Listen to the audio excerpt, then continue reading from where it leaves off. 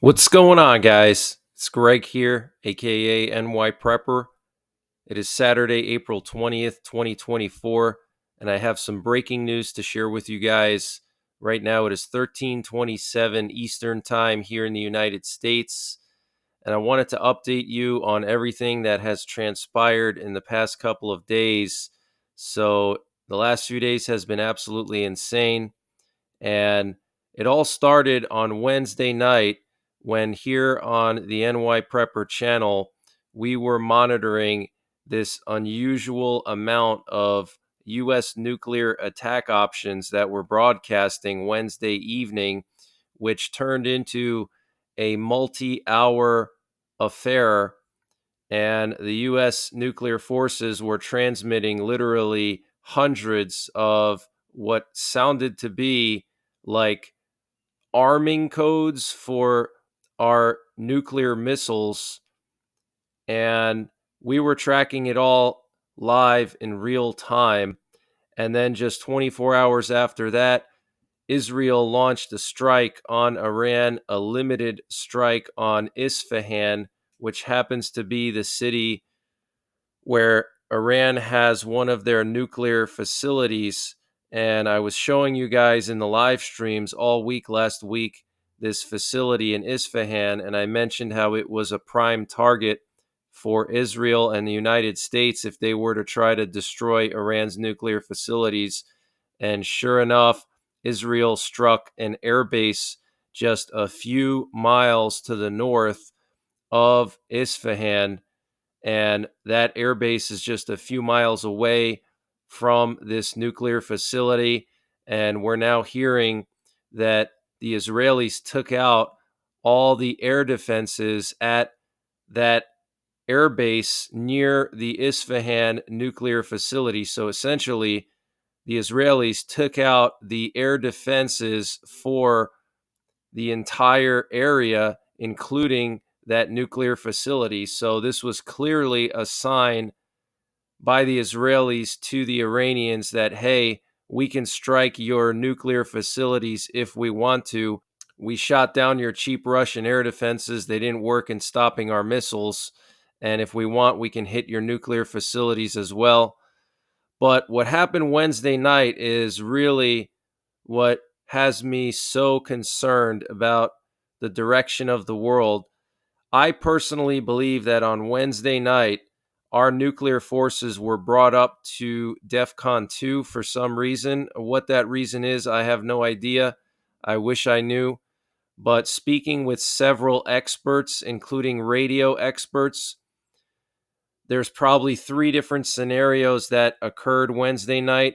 The first scenario is that we brought up our nuclear forces to DEFCON 2 and maximum readiness because of the strike on Iran the following day that Israel carried out. The other possibility is that we were about to strike Iran with Israel using our B 52s, but for whatever reason, we aborted at the last minute. It could be that we aborted for tactical reasons or operational reasons. Maybe the weather was bad. Maybe we had bad reconnaissance or something changed at the last minute and we aborted after bringing up our nuclear forces to the highest level. The other possibility is that we brought up our nuclear forces to the maximum level because of some other threat. But I can confirm to you guys that arming codes were transmitted.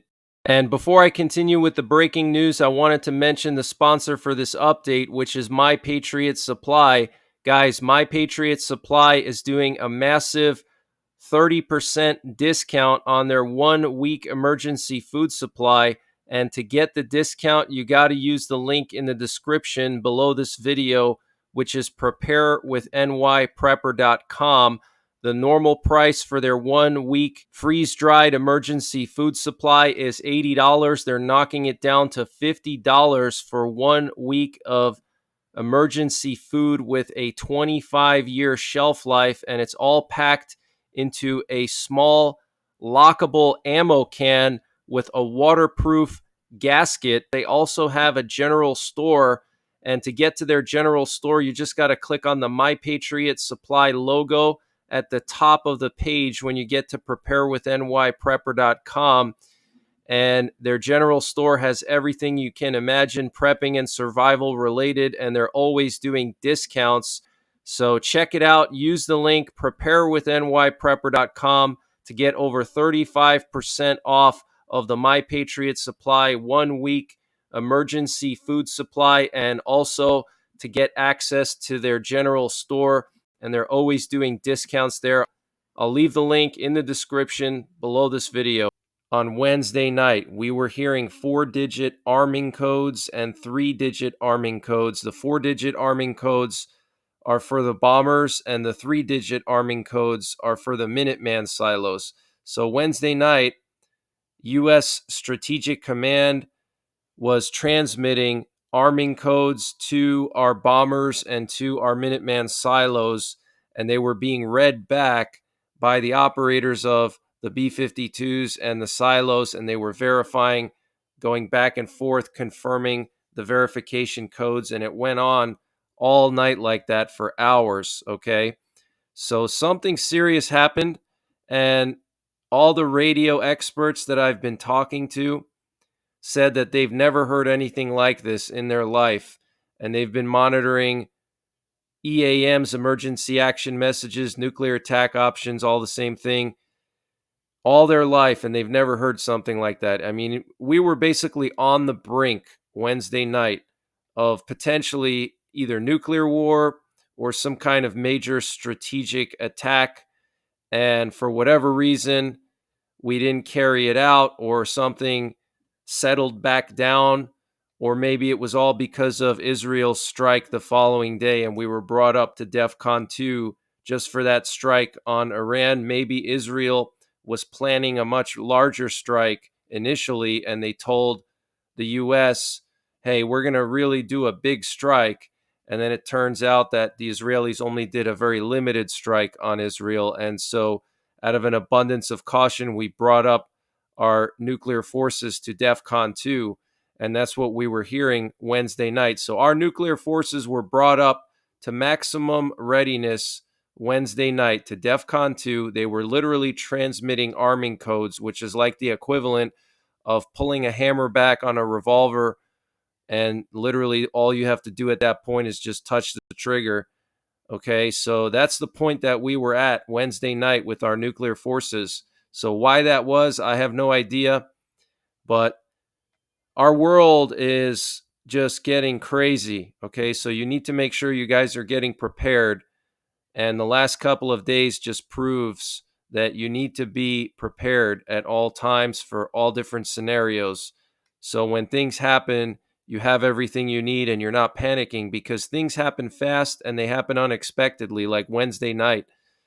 Nobody was expecting Wednesday night that U.S. nuclear forces would be brought up to DEFCON 2 and brought up to what they call cocked pistol. Okay, that's the slang term for DEFCON 2 is cocked pistol. We were brought up to cocked pistol Wednesday night. Okay, so this could happen again, and the next time it happens, it could potentially result in missiles going overseas from us or missiles coming at us. Okay, so you need to have plans. You need to be prepared. Another thing about Wednesday night was that there was a radio station transmitting out of Sigonella to one of our bombers when they were doing these verifications back and forth all night long with the arming sequences. There was a transmission from Sigonella. Sigonella has a high-frequency global communication station, and that's basically the system that we use to communicate with our nuclear forces. They have a radio station there to communicate with bombers and nuclear forces in the European theater. And that station from Sigonella received a transmission from a bomber, and the bomber was asking real world or exercise, real world or exercise. And then Sigonella replied, real world, real world. Okay. We also heard what sounded to be like alarms in the background of some of these transmissions, which alarms, as far as I know, are used on the B-52s and various bombers. When they open the bomb bay doors, they have to turn alarms on, so the crew inside of the bomber they know what's going on. They can hear that the bomb bay doors are opening, okay, just for audio confirmation that they've opened the bomb bay doors. They have these loud alarms, kind of like a backup alarm on a truck. And we literally heard multiple transmissions of these bomb bay doors opening. Okay, so I'm going to play that for you in a little bit here.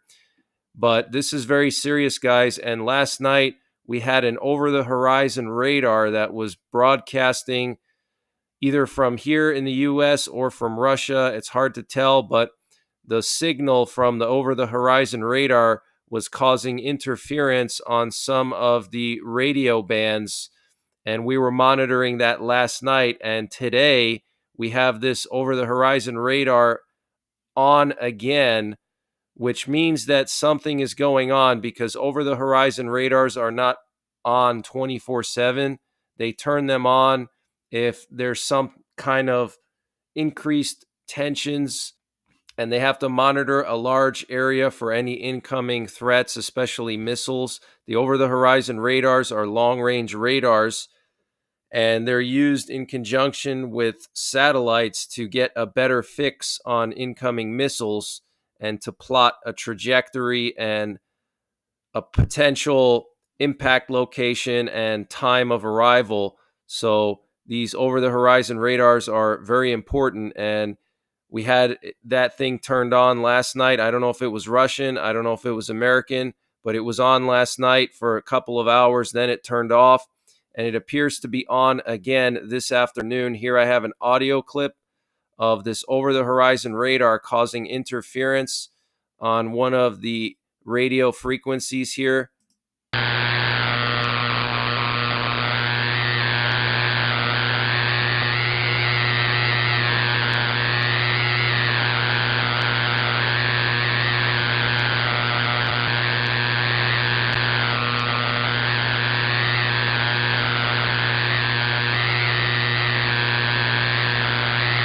So that fuzzing sound, it almost sounds like electricity or something, like a cut wire, and you hear that electricity, fuzzing. That's actually the interference from the over-the-horizon radar. And I want to just show you guys some of the long-range radars in the U.S. We have one in Cape Cod. We have one in Beale Air Force Base in California. We have one at Clear Air Force Base, or Space Force Base now, in Alaska. We have one in Thule up in Greenland. And then we have one in the UK.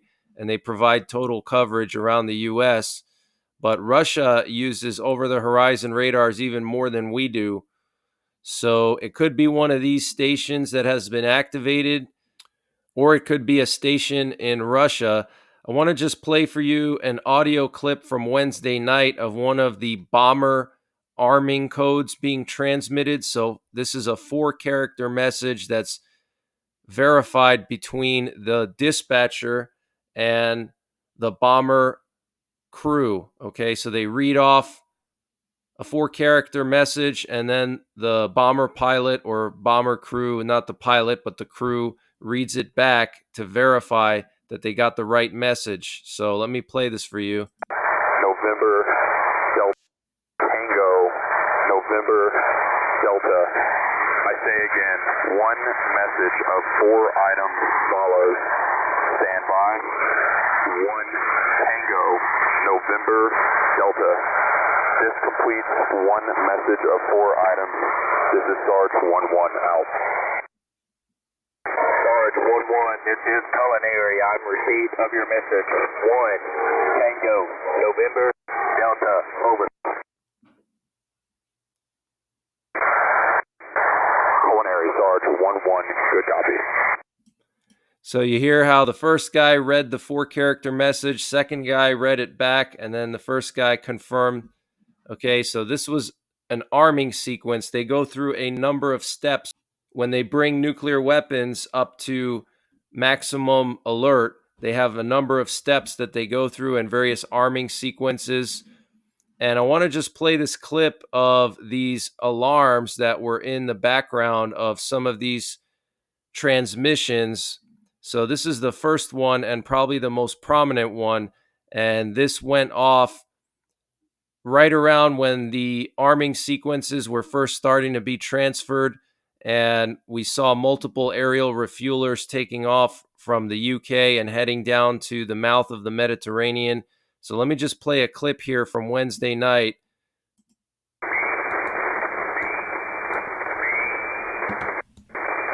This is apparently President Raisi's plane over here on the lower right of the screen. And at the same time, President Raisi of Iran, his plane took off from Tehran and went eastward and turned its transponder off. So it's possible that we were readying a strike, or Israel was readying a strike on Tehran itself to assassinate Raisi, and he took off from Tehran. But let me continue with the clip here.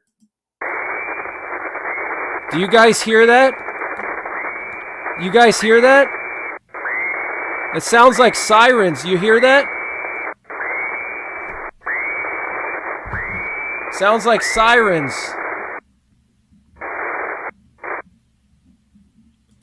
So very intense night.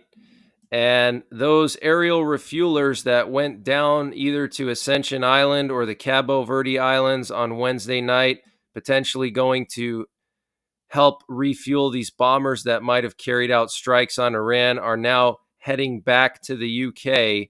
You can see them heading north here. They just crossed over the Canary Islands. There's 3 of them, and they're going north back to the UK. We have some breaking news that apparently last night there was a surge of Chinese military aircraft detected around Taiwan during a short 3-hour window. And last night in Canada at the Goose Bay Air Base, there was a fire, and the nearby town was put under a state of emergency due to the fire being near explosive materials and munitions. Now, the interesting thing about Goose Bay is that Goose Bay supports NORAD. It also hosts multinational NATO fighter jet squadrons from the UK, France, and other European allies. And it also contains a powerful radar that points towards the North Atlantic. And it's a forward operating base for Canadian F-18s during nuclear war. Canadian F-18s from Bagotville would fly up in that area to potentially intercept Russian cruise missiles and shoot them down. And they would need a base up further north in Canada to land those F-18s after shooting down the missiles or after doing a patrol. So it's a very important base for the security of North America in a nuclear war. And it's also important for NATO. So I don't think that's a coincidence, guys. I think that there was some kind of sabotage there. The Iranian foreign minister told NBC News today that there is no evidence to prove that the attack in Isfahan was the work of Israel. And he said what was shot down in Isfahan was like small children's toys. So basically mocking the attack and saying that it wasn't Israel. So very interesting. Seems like Iran is backing down, but we'll have to wait and see, guys. The Bible says that wars will continue, and these wars are going to continue to get more and more serious, more violent as we get closer to the tribulation period and the return of Jesus Christ. These wars are going to continue, and they're going to get bigger. There's going to be more war fronts opening up. So the mainstream media is saying is everything is all good now. The situation between Israel and Iran has quieted down, maybe temporarily, but the Bible says that these wars are going to escalate as time goes on. So you have to make sure you're getting prepared. And Russia is going to transfer 24 Sukhoi 35 fighter jets to Iran next week. Okay, that is very, very concerning. Transferring 24 of some of their best fighter jets to Iran. And here we have this Iranian heavy lift cargo plane that took off from Moscow 2 days ago and went to Iran. So very concerning. The Russians are helping Iran, which is what the Bible says. The Bible says that in the end times, there will be the Magog alliance, which is an alliance of Muslim countries in the Middle East and Russia, and they're going to unite and attack Israel, or they're going to try to attack Israel, but God is going to stop the armies right at the border of Israel, and he's going to annihilate all of the armies. And Israeli News 12 is confirming that Israel's attack on Iran Thursday night destroyed the air defense systems of Iran's nuclear facilities. And what you're looking at here is a U.S. Navy MQ-4C Triton. And look how it was patrolling off the coast of Lebanon and Israel. And this was overnight last night. And this is the same drone that they sent over the Atlantic 2 days ago. So this is very serious. If we have a U.S. Navy recon drone patrolling the coast of Israel and Lebanon, potentially looking out for Russian or Iranian naval assets in the region, potentially Russian subs that could use missiles against targets in Israel or American bases. So this is very, very serious, guys. And the Times of Israel reports that satellite imagery shows damage to a radar system near Iran's Isfahan airport. And senior U.S. military sources said the target of the Israeli strike was an Iranian military base in Isfahan, but not the nuclear facility itself. The Israelis hit what they intended to strike, according to senior U.S. sources. And the IAEA, that's the UN Nuclear Inspection Agency, has confirmed that no Iranian nuclear facilities were damaged. And on Thursday, IRGC Commander Ahmad Hakhdalab, the head of Tehran's nuclear security, said that the threats of the Israeli regime against Iran's nuclear facilities make it possible to review our nuclear doctrine and deviate from our previous considerations. This was reported by the Tasnim news agency. So, looks like Iran is going to basically start building nuclear weapons now. So, Israel better destroy these facilities soon, because now that Israel has proved that they can hit their nuclear facilities, Iran is not stupid. They're going to start building nuclear weapons while they can before Israel destroys them. So, this could be a very dangerous time in the coming weeks. And the U.S. has operational missiles that could take out the electronics of Iran's nuclear facilities using high-powered microwaves. The microwave weapons, equipped with an electromagnetic pulse cannon, are fitted into cruise missiles that can be delivered from B-52s. Boasting a range of 1,100 kilometers, the weapons can infiltrate enemy airspace at low altitude and target electronic devices with pulses of high power microwave energy. The microwave energy generates a concentrated beam of energy aimed at generating a voltage surge in electromagnetic equipment, thus disabling it.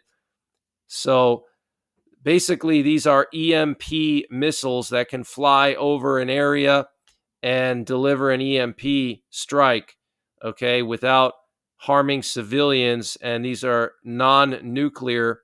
So maybe that's what the U.S. is going to use, and maybe that's what they were going to use Wednesday night. Maybe that's why we brought up our nuclear forces to such a high posture, because we were going to use those microwave missiles, and then at the last minute we aborted. Who knows? And last night we had what appeared to be some Russian sub activity off the east coast of the U.S.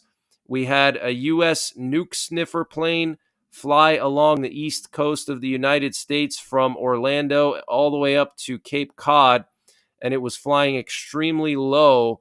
And these nuke sniffer planes normally don't fly off the east coast. They usually fly in places like the Sea of Japan or in Asia to detect North Korean missile launches and any kind of potential nuclear tests by North Korea or Russia. So for one of these to spend so much time off the East Coast is a sign that they were looking for Russian sub activity. Okay. Now, what's even more concerning is late last night, we had a U.S. Navy Sikorsky Nighthawk flying in this area off the coast of Jacksonville, and it was doing a massive search grid about 30 to 40 miles off the coast of Jacksonville, which is international waters.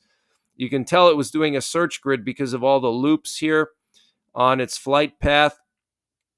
So it was checking out an area with its laser mine detection system, which can detect objects underwater. It has a laser that shoots down through the water and it can detect any submerged objects.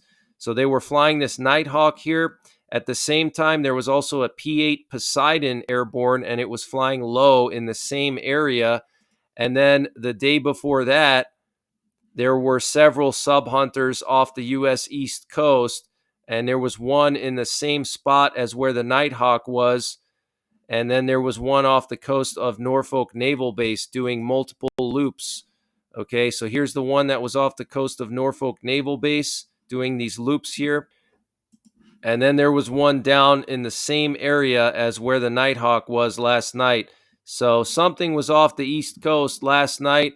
And then we also had this RC-135 rivet joint that took off from Stratcom, which is the most important command in the military, and their home base is in Offutt Air Base in Nebraska. And for them to send a recon plane out of Offutt Air Base means something really critical to national security is going on. And they sent this RC-135 all the way down to Mexico, and it was looping near Puerto Vallarta, near the mouth of the Gulf of California, where the Baja Peninsula ends. And you can see right here a closer shot. It was going back and forth near the bottom of the Baja Peninsula. So I don't know what was going on over here that they needed to send an RC-135 reconnaissance plane all the way from the home of Stratcom down here. Something was going on over here, something important. And we also had unusual reconnaissance activity 2 nights ago over Poland. Poland had a border guard plane that was patrolling their border with Belarus, and specifically they were patrolling an area where Russia and Belarus have massed forces along the border of Poland. We also had a NATO AWACS plane flying over the northern part of Poland, which is extremely unusual. And then there was a Swedish recon plane flying in Poland as well. Another interesting thing, too, is at the same time, Russia had one of their Open Skies Treaty planes fly up to Finland. It took off from Moscow and it flew up to the Finnish border, turned around and came back. The Open Skies Treaty planes are for the Open Skies Treaty that we had with Russia, which allowed us to overfly Russian nuclear bases, and same thing with them. They could overfly our silo fields and all of our nuclear triad bases. And these Open Skies planes are basically reconnaissance planes. They have all kinds of surveillance equipment and they have side scanning radars. So very interesting. Maybe they were keeping an eye on NATO forces in Finland, but it happened at the same time as all this reconnaissance in Poland. So here you can see a closer shot of all the reconnaissance in Poland. And here's a closer shot of the Polish border guard plane patrolling this area near where all the Russian and Belarus forces have massed, right on the border of Poland in the city of Brest. So this is very, very concerning. And last night, a viewer of this channel told me that they are in the Wisconsin National Guard. A sergeant in the Wisconsin National Guard told me last night that the 32nd Infantry Brigade of the Wisconsin National Guard, known as the Red Arrow, is going to be deployed to Europe. And this is a full brigade combat team. So you're talking thousands of troops with tanks, artillery, special forces, sustainment, logistics, sea burn. It's basically like a mini army in a brigade. Okay, they have everything you can imagine. It's like a mini army, and they're sending that to Europe. And they're first going to undergo urban and trench warfare before going to Europe. So I don't think that's a coincidence, guys. They're preparing for an escalation in Europe, potentially an attack on the Baltics or an attack on Poland. So that's very, very serious.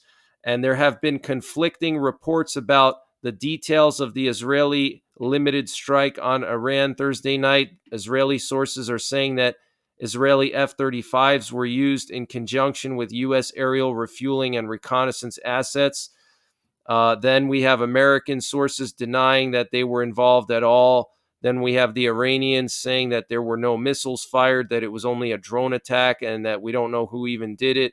So it's a very weird situation. United Airlines has canceled all its flights to Israel until May the 2nd, and this comes after Lufthansa and Swiss Air have canceled all their flights to Israel and Iran through the end of April. And also, we have travel warnings for Israel and Iran that were posted by Australia telling citizens not to travel to Israel or Iran due to regional tensions. And last night, Israel struck an airbase used by Iranian proxies south of Baghdad. Multiple deaths were reported among the Iranian proxy forces. And American sources tell Bloomberg that Israel wants to replenish its ammunition stocks as tensions increase with Iran. So, guys, the situation is continuing to spiral out of control. And here we have a picture of one of the alleged Israeli missiles that flew into Iran and carried out this strike. So, pretty interesting. Apparently, this is a Sparrow missile, but I can't confirm that. I'm not an expert on Israeli missiles. And here we have some footage coming out of Iraq today showing this massive strike by the Israelis on this Iranian proxy base. You can see this massive crater here, and the entire base was leveled, including several hangars. So, massive strike by Israel last night on this Iranian proxy base. You can see the hangars there completely destroyed. And Ukraine destroyed an oil refinery in the Smolensk region of Russia last night, as well as a 750 kilovolt substation in the Bryansk region, which is near Ukraine. Here we have some video footage of that oil refinery that was hit. And this comes after Ukraine hit several important targets in Russia with drones and missiles over the past week, including a drone strike on one of Russia's critical early warning radars near Moscow used for nuclear war. And technically, according to Russian nuclear war doctrine, that could be grounds for a nuclear strike on Ukraine because they destroyed a critical early warning radar of the Russian nuclear forces. They also hit a bomber factory where Tu-22s and Tu-160 bombers are produced. The Tu-160s are actually part of Russia's nuclear triad, and they also destroyed several S-400 air defense batteries in northern Crimea. And satellite imagery now confirms that Ukraine destroyed at least 4 Russian S-400 launchers with ATACMS missiles in Crimea on April 17th. And Latvia is planning a huge purchase of anti-tank mines in order to be in a position to quickly mine its border with Russia if the need would arise. And we know that the Baltic countries have agreed to build a joint defense line along their border with Russia and Belarus.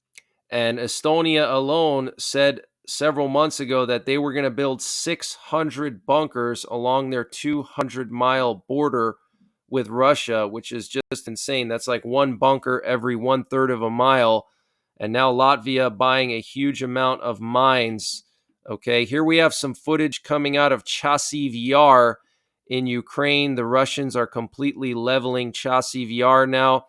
So I expect there to be total chaos this spring and summer when Russia launches their offensive, because the Ukrainians have run out of equipment, they've run out of ammunition, they've run out of men. And even if the U.S. and allies immediately pass these aid bills, it's going to take months for that aid to get to Ukraine. They have a severe artillery shortage, guys, and Russia went into wartime production and they've built millions of rounds of artillery. Okay. Meanwhile, here in the U.S., we have not gone into wartime production. We've been taking artillery from our wartime stocks while staying in normal peacetime mode. So we're going to not only have a shortage of artillery shells in NATO, but Ukraine also ran out of artillery, okay? And a prominent pro-Russian American volunteer who fought in the Donbass War in eastern Ukraine against the Ukrainians, Russell Texas Bentley, was apparently kidnapped, raped, and murdered by his own comrades, Russian soldiers in Donetsk, according to his wife and officials in the Donetsk People's Republic. Apparently, they thought he was a NATO spy. In the U.S., Russell Bentley was convicted of drug smuggling and spent 5 years in prison. In 2014, he decided to come to Ukraine to help the Russian army to liberate Donbass. He took the call sign Texas and was part of the Vostok and Khan battalions. He took part in combat operations against the Ukrainian army at the Donetsk International Airport. Over time, he became a war correspondent and obtained Russian citizenship, settled in Donetsk, and married a Russian woman. So isn't that crazy, guys? Live by the sword, die by the sword. That's all I got to say. And Hungarian Prime Minister Viktor Orban said that the West is one step away from sending troops to Ukraine. So that's pretty much it, guys. I'm going to continue to monitor all these events, and if anything happens, I'll let you know, and I'll certainly go live. And let me know in the comments section if you've been enjoying these live streams the past couple of days, and if you want me to continue to do more live streams like that, or if you prefer the video updates like this. I definitely want to do both video updates and streams, but I want to know what you guys think. So let me know in the comments. And I will be back later on tonight, potentially with an update. So until then, take care. God bless. And don't forget the 3 Ps: prepare, practice, and persevere. Guys, the world is getting crazier by the day. We're on the verge of World War III. The U.S. is drowning in trillions of dollars in debt. Inflation is at an all-time high, and there's no end in sight. So you need to prepare your finances for the future with precious metals. Precious metals are a great way to protect your hard-earned savings and retirement against inflation and the uncertainty of the stock market. Also, precious metals are good to have for the purposes of preparedness, to be able to barter with people for essential supplies if the grid goes down. Every prepper should have at least a small amount of silver coins. The company I trust for my precious metals is Midas Gold Group. Text NYPrepper to 232425 for free information on precious metals. Midas Gold Group is 100% veteran owned and supports veterans through the Wounded Warrior Project.